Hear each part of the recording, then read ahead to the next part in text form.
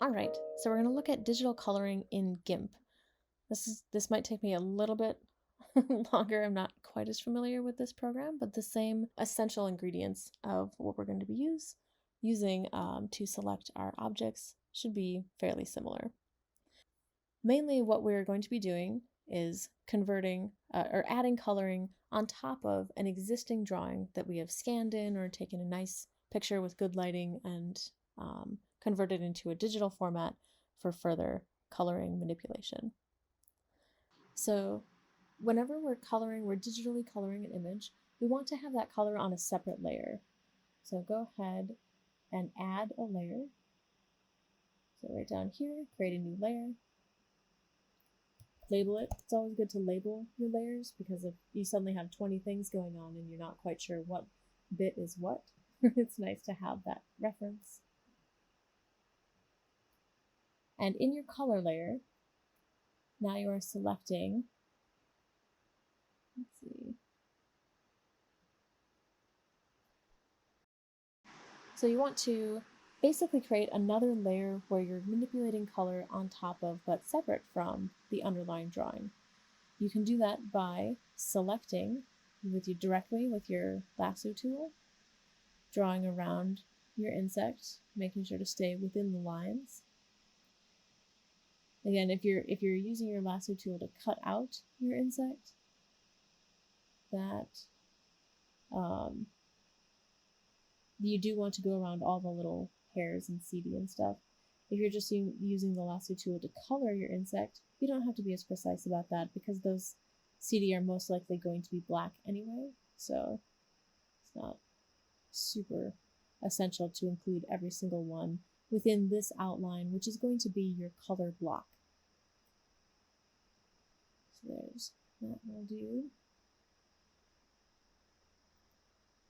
So other than using the lasso tool to physically create an outline, that's one way. You can also use the wand selection tool. Yeah, let me just finish this off. Nice and quick. You can take a little more time. Notice there we have an orange circle where my mouse is, where the two ends of the line meet. And what that does is it closes the loop. You want to close the loop. From there, you can create a mask. There's a little teeny tiny mask symbol right here. Now, it's probably most productive in this contest to use masks for your coloring. So you want to either directly select, just like this, make an outline around the parts of the insect that you want colored. So clicking carefully so that your selection still remains intact, selection, add. Now what we see on the right-hand side here is that mask of that we have drawn in there. And the black part is protected, so everything outside of our outline is protected. Everything inside is open for color. When you're adding color, you need to make sure to click on the gray squares here. If you start manipulating, if I just started to try to color in now, nothing's going to happen because I'm still in that mask. I'm messing up with the mask, which you can have, notice there's a little bit of gray way down in there. And that will adjust the opacity of the mask, and you can get really fancy with things. We're just creating a simple outline to use color within for the context of this exercise. But so make sure to switch over to that left-hand side. We're coloring on this column of squares right here. And what that will do is inside the hasty outline that we've made, I'm just coloring over this whole thing, and it's only coloring in that designated outline that I did. So with your more precise outline, it'll follow your drawing a little more closely, but from there we can play with that color block. This color block will have a couple of different settings. So, right now it's pure orange. If we want to adjust the opacity down a little bit to see the drawing underneath, you can do that. But if you want to keep the same intensity of both your drawing and the color, then you go to the mode of that layer. You go from normal to multiply. Multiply is down here. And what multiply does is it stacks the channels underneath. It will sense whatever this layer is that is multiplying, will sense anything underneath it and amplify it so that we have the same intensity of black coming through even though we have orange on top. Now this was a hasty layer. Let's do one more layer with a different approach for selecting. So color 2. And I clicked off of the visibility of anything that I don't want to see. I want to get it out of my way. So the direct selection was how we did it here. So you have to physically draw around your whole object. Otherwise, we can use an automated tool here, the fuzzy select, and use that to have the computer help do that selection process. Click on your original drawing. If you're sitting on the color 2, it will select the entire thing because there's literally nothing on this option. So go to your structure here and select. And that's just a simple, I clicked once. Now we can see those little dancing ants. And if you click and hold, you can see where the computer is interpreting that selection process. Your selection options, you want to grow it. Notice when we click and hold, that border is a little bit outside of where we want our, you're going to have a little bit of a halo around your image. So we want to, the white space is selected, we want to grow that a little bit so it goes a little closer to the image, maybe encroaches or overlaps it just a little bit. Select, grow, 1 pixel. Cool. We can't see it because Gimp doesn't like to show borders apparently, but it's there, I promise. And before we make our map, if we did that same thing and we said add layer mask, selection, add it. Now notice it's the opposite color because we are in the opposite channel. We have selected all the white space. So before we do that mask, undo. Before we do that mask, we want to invert that selection. Make it the opposite. Control click or command click. Add layer mask, selection, add. Where everything is masked that is black and protected. Now we can go in and start coloring.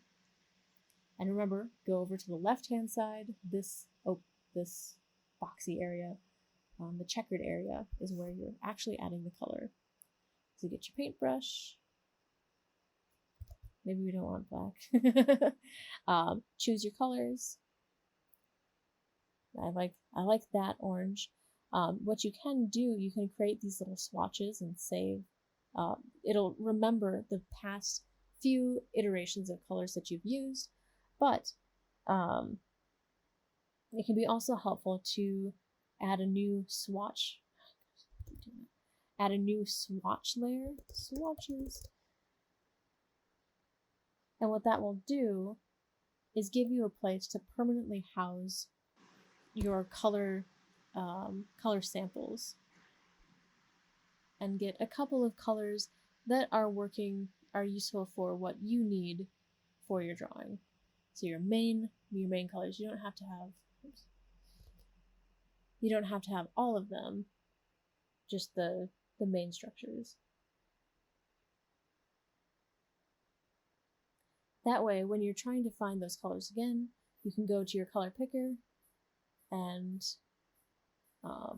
use your sample. Yes. You're going to have to open your system preferences and allow Gimp to record your computer screen. That's so annoying. Go away. In theory, that's what you're going to do. Ugh. But anyway, it will also remember them here. It will remember the most recently found colors that you have selected. So this can act as your swatch panel as well. That's what we're going to do. Go back to your color. This is the one again that we had the automatic color selection. And now you can zoom out a little bit and start painting. Since we have that mask set up, it will only color within the lines of that mask, which is kind of cool. You can make your paintbrush bigger to be more efficient about it. And let's get our darker red color. And don't forget to set your mode. That's actually kind of cute. Set your mode to multiply. And get your new color. If you want to adjust the size or the hardness of your brush is down here. If you want it to be a lot softer and more fuzzy kind of thing, where you get that gradient, a lower hardness will get you there.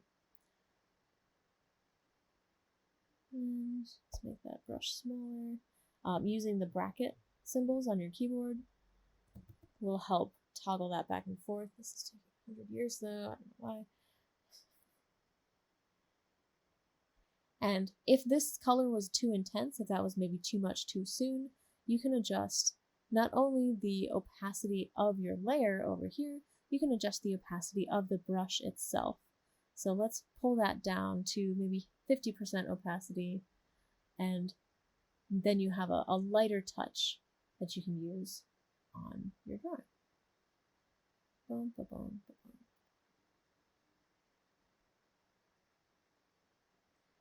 And that can be just part of how you're adding a little bit of depth and shading and dimension to different parts of your work.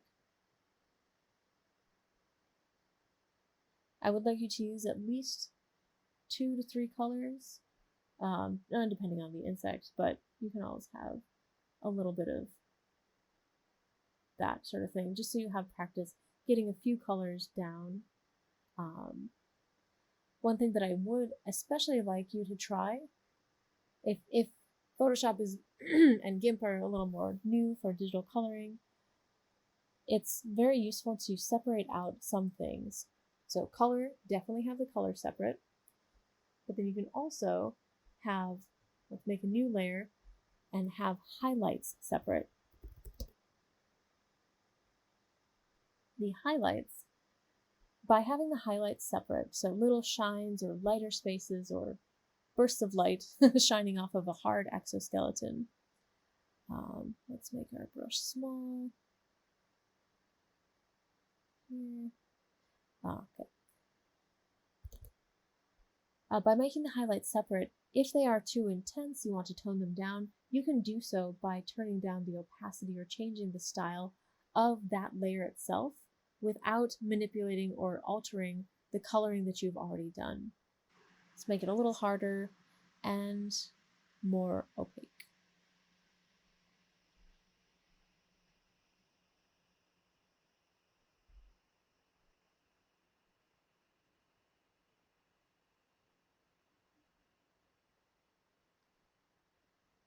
And get a white color on that brush.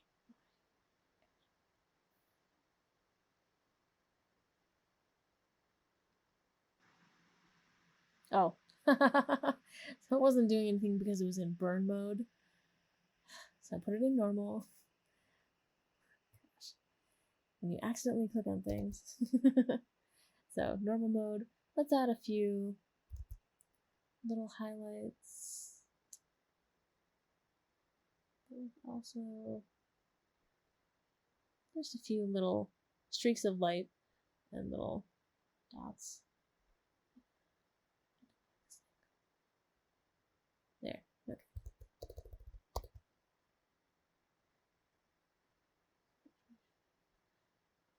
Yeah, okay, much better.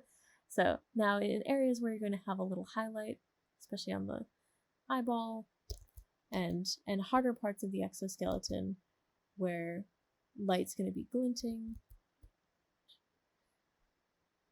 you can add little streaks, little bits of shining light.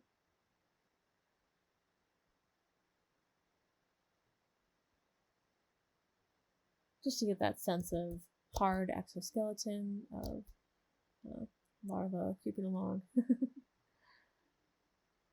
But with those little extra bits, maybe that's a little too intense. Maybe you want to tone that down a little bit. So with your highlights being on a separate layer, you can turn them down and make them a little more subtle, blend them in as a separate function from your underlying color, so you have a little bit of a safety net there. Yeah. You can also blend. So the smudge tool will help pull structures. So if you're on your highlights and you want to smooth them out a little bit more, the blend tool is a way, or the smudge tool is a way that you can do that. And smudge around and can be kind of subtle. With that, sometimes if the underlying drawing, if you want that to, if you want that to maybe not stand out as much, if you want it to blend into the background a little more, you can adjust that particular layer and maybe make that drawing a little warmer to, oops, that's just the whole thing.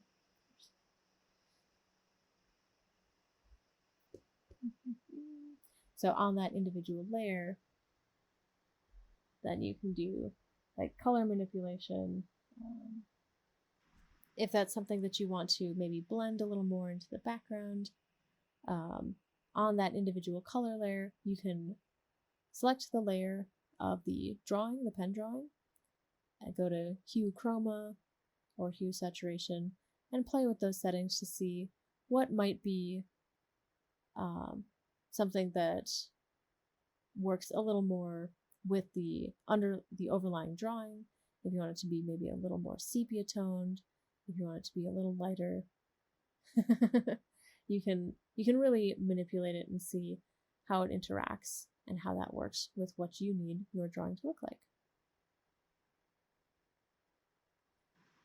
With that, then you would just export this as a JPEG or a PNG, crop it if you need to, just select the area that you want to export. Thanks very much, and let me know if you have any questions. I'm happy to work through any of these things with you, and we can keep on going forward. Thanks.